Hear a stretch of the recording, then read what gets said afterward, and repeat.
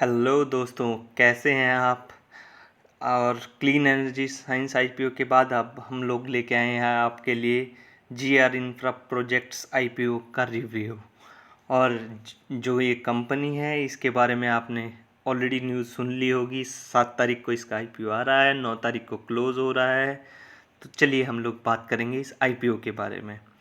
जो ये कंपनी है ये एक्चुअली मोस्टली जो है रोड कंस्ट्रक्शंस और ये सब काम करती है। और मेजरली वर्किंग एरिया जो इसके हैं वो राजस्थान, गुजरात, मध्य प्रदेश, हरियाणा, उत्तर प्रदेश, बिहार, हिमाचल और झारखंड है।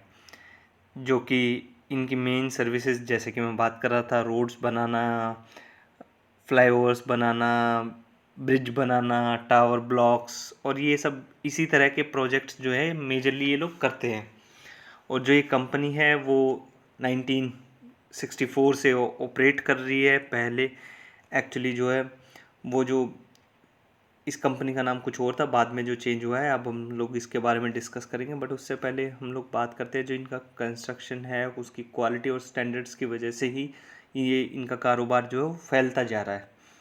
जैसे कि हम बात कर रहे थे हिस्ट्री की, तो इसका जो पहले नाम था जो कंपनी का वो था GR infra Agarwal builders and developers limited.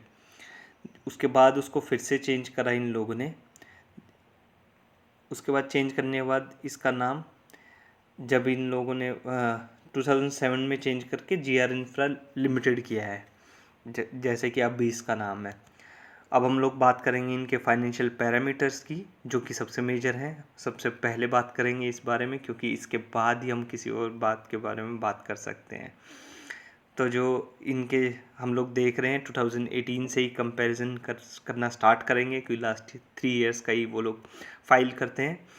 तो 2018 में जब हम लोग देख रहे हैं तो इनके जो एसेट्स हैं, एसेट्स जो हैं वो टोटल हैं 3105 करोड़ के, जो कि नेक्स्ट ईयर बढ़ के सीधा ऑलमोस्ट डबल ही कह सकते हैं, 5830.07 हो गए। और उसके बाद फिर से अच्छी खासी ग्रोथ है, वो हो गए हैं 7783.37।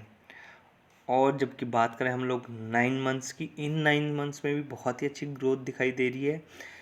तो टोटल जो एसेट्स हो गए हैं वो हो गए 9808। देख रहे हैं किस तरह की ग्रोथ है।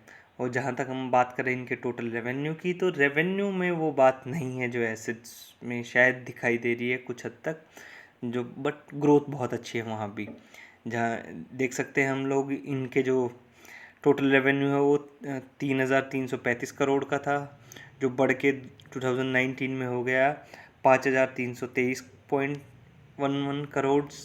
और उसके बाद अगर हम लोग 2020 में देखें तो 6421.06 जो है इन लोगों का टोटल रेवेन्यू हो गया है। और इसके बाद हम लोग जो 9 मंथ्स हैं, अब भी 9 मंथ्स में इनका जो है वो 5156.10 इनका करोड़ टोटल रेवेन्यू है इनका। तो होपफुली मेरे ख्याल से पिछले साल को बीट करना तो थोड़ा सा मुश्किल होगा इन लोगों के लिए। एक क्वार्टर ही बचा है, लाइक जो मार्च क्वार्टर शायद इन्होंने अभी डिक्लेयर नहीं किया है। बट अच्छी खासी मीन्स पिछली अगर 2018-19 को देखें तो अच्छा, काफ़ी अच्छा किया है। और जहाँ तक हम लोग बात करेंगे पैट की, तो पैट इनका जो सबसे पहले 2018 में 412 करोड़ था, वो बढ़ के 2019 में 714 करोड़ हो गया। और उसके बाद से देखें 2020 में ये 799 करोड़ हो गया है। और अब भी जो तक का जो टाइम है जिसमें हम कह सकते हैं 9 मंथ्स में, जो अभी लास्ट 9 मंथ्स इन्होंने रिपोर्ट करे हैं, उनमें 702 करोड़ रुपए का हो गया है। तो होपफुली जो पिछली बार का था पैट तो शायद ये लोग बीट कर पाएंगे। अब इस फाइनेंशियल पैरामीटर्स के बाद हम लोग बात करेंगे ईपीएस की। ये भी बहुत ज़रूरी पैरामीटर है। तो जो ईपीएस की हम लोग बात करेंगे, 2018 में जो इनका ईपीएस था, अर्निंग पर शेयर था, वो 42.57 था, जो कि बढ़ के 2020 में 73.69 हो गया है। और अब भी फाइनेंशियल ईयर 2020 में 82.43 हो गया है। और अगर हम लोग बात करें 9 मंथ्स की, 9 मंथ्स में कोरोना भी एक मेजर फैक्टर रहा होगा, बहुत सारे प्रोजेक्ट्स में डिले हुआ होगा, बार बार लॉकडाउन हो रही है, सब चल रहा है। तो 72.61 जो है इनका EPS लास्ट 9 मंथ्स का जो इन्होंने रिपोर्ट करा उसके अकॉर्डिंग करा।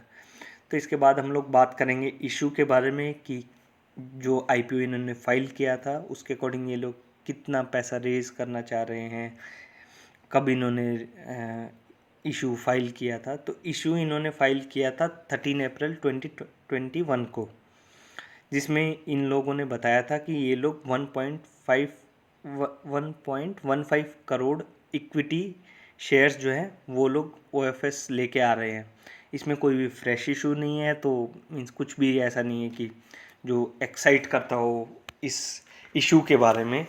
अगर ऑफर फॉर सेल ही है तो मोस्टली सारा पैसा जो है वो प्रमोटर्स को ही जाने वाला है। तो जो इनको अप्रूवल इन लोगों को मिला था 22 जून को मिला है IPO फ्लोट करने के लिए।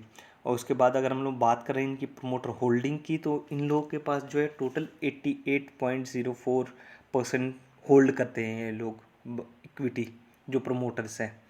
इन्होंने इससे पहले भी IPO प्लान करा था 1800 करोड़ रुपए के आसपास का, वो ये लोग एक्चुअली फ्लोट नहीं किया था। I don't know the reasons, because reasons कहीं भी मेंशन नहीं है, मैंने काफ़ी सर्च किया इसके बारे में।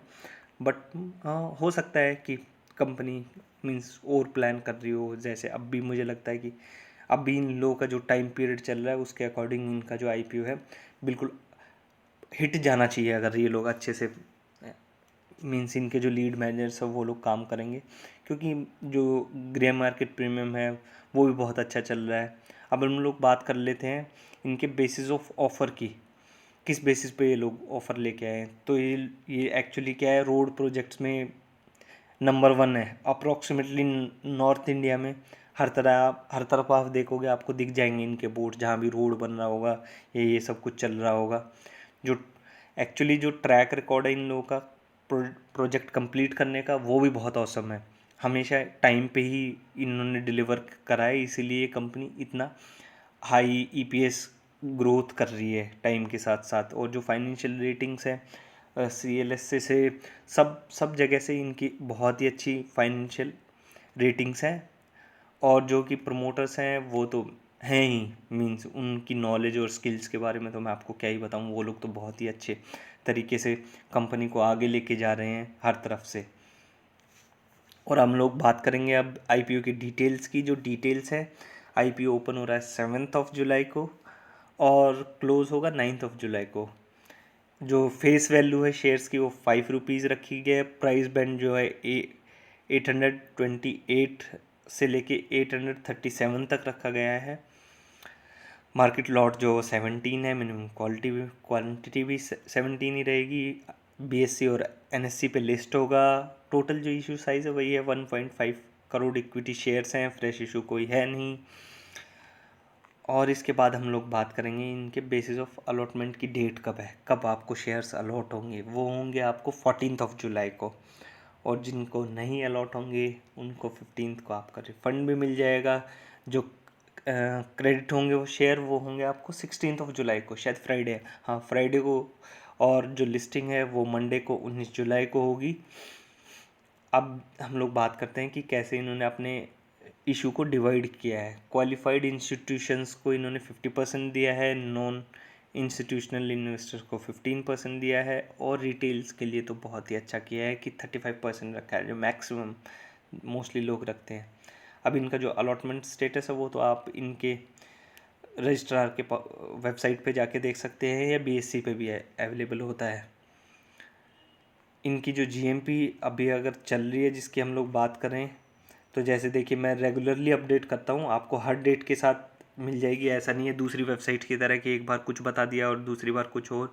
तो हर दिन के हिसाब से मैं ट्रैक रिकॉर्ड रखता हूँ, तो आपके लिए ईजी हो जाएगा चेक करना कि किस तरह का फ़्लो चल रहा है। जैसे अभी देख सकते हैं आप 3 जुलाई को 250 है आज के दिन, जो कि पहले 220 थी, 200 थी और 85 भी थी पहले। जब तक इशू नहीं आता। एक्चुअली ये पहले ऐसा होता है कि जब तक नहीं आया होता तो अनसर्टेनिटी रहती है कि प्राइस बैंड नहीं आया, तब तक जो इसकी ग्रे मार्केट प्रीमियम है वो अच्छे से शो नहीं हो पाती। अभी जैसे प्राइस बैंड रिलीज़ हुआ उसके बाद आप देख सकते हैं कि 200 225 depending on the price band बहुत ज़्यादा डिपेंड करता है, क्योंकि अगर ओवर वैल्यूड है IPO तो फिर तो GMP नहीं रहेगी उसकी। अगर अंडर वैल्यूड या नॉर्मली वैल्यूड है तो फेयरली वैल्यूड में तो आपको दिखेगी। ये फेयरली वैल्यूड IPO है, तो आप देख सकते हैं इसकी GMP किस तरह से बढ़ रही है जैसे जैसे मार्केट में पता लग रहा है। अगर आपको अदर IPO का भी चेक करना है तो आप मेरी वेबसाइट पे सब IPOs की अप टू डेट आपको मिल जाएगी ग्रे मार्केट प्रीमियम। और जब हम लोग बात करें इसके रिस्क की कि IPO में क्या क्या रिस्क है, सबसे बड़ा रिस्क है इसमें कोविड-19 का। जैसे कि हम बात कर सकते हैं कि इसके जितने भी प्रोजेक्ट्स हैं वो उनमें मोस्टली लेबर चाहिए, और लेबर के साथ साथ आपको पता है कि उनके रहने का और सब कुछ मेंटेन करना पड़ता है इन लोगों को, क्योंकि प्रोजेक्ट पता नहीं कहाँ चल रहा हो और उसको एकदम से जो लॉकडाउन्स लग जाते हैं या कुछ भी हो जाता है, लेबर का इतना इशू हो जाता है, लेबर अपने घर चली जाती है, वो सब इन लोगों के लिए बहुत सबसे ज़्यादा मेजर रिस्क है। और अभी कोविड-19 पूरी तरह से गया नहीं है, तो आप समझ सकते हैं कि कभी भी कुछ भी हुआ, अथॉरिटी ने कुछ इशू कर दिया तो वो इनके लिए सबसे मेजर रिस्क रहता है हर तरह से। दूसरा जो रिस्क है वो आपको पता है कि गवर्नमेंट प्रोजेक्ट्स में जो चलता है घूस सारे जगह देना पड़ता है, और वो सब चीज़ें सबसे ज़्यादा इशू होती हैं। इनके जो रिस्क की बात करें हम लोग, जैसे अथॉरिटीज से क्लियरेंस लेना, फिर पेमेंट्स गवर्नमेंट से लेना, वो सबसे बड़ा टास्क है, वो इनके IPO का सबसे बड़ा रिस्क है। और हम लोग ब्रोकरेज ने तो अभी किसी ने अपडेट नहीं किया है, मोस्टली सब लोग अपडेट करते हैं जिस दिन इशू आता है उससे एक दिन पहले या उस दिन 7 जुलाई। मैं तो दोबारा से एक वीडियो बनाऊंगा जिसमें मैं आपको ये सब अपडेट होने के बाद मैं आपको दूंगा। सब्सक्रिप्शन भी मैं पर डे अपडेट करता हूँ, जैसे आएंगे तो आपको मिल जाएंगे। अब सबसे ज़रूरी चीज़ है इनका पीयर कंपैरिजन। जो पीयर कंपैरिजन की अगर हम लोग बात करें तो इनका जो पीयर कंपैरिजन है वो है इन 7 कंपनीज़ के साथ। और इन 7 कंपनीज़ में आप देख सकते हैं कि KNR कंस्ट्रक्शन है, उनका जो P है वो 11 है। PNC इंफ्राटेक लिमिटेड, इनका भी 11 ये है, 11 समथिंग है, तो मीन्स अप्रॉक्सीमेटली 12 है। और HG इंफ्रा है, इनका भी 11.54 है। दिल्ली बिल्डकॉन, इनका नाम आपने शायद ज़्यादा सुना होगा, एक्चुअली ये लोग काफ़ी न्यूज़ में भी रहते हैं और मोस्ट टॉक्ड अबाउट शेयर है इनकी इस इंडस्ट्री का। तो आपको इनका PE देख के ही समझ में आ रहा होगा कि ऑलमोस्ट 20 के आसपास है। अशोक बिल्डकॉइन ये भी काफ़ी न्यूज़ में रहती है, तो इसका भी आप देख सकते हैं कि 7 PE जो है वो अप्रॉक्सीमेटली 17 के आसपास है। और IBR इंफ्रा ये इतना वेल नोन नहीं है, बट स्टिल इसका जो PE है वो 5 के आसपास है। और सद्भाव इंजीनियरिंग, इनका तो ये सबसे means lower valued company actually सद्भाव इंजीनियरिंग। अगर हम लोग बात करें इसका जो PE है वो 1.40 है, कंपनी भी उसी तरह की है।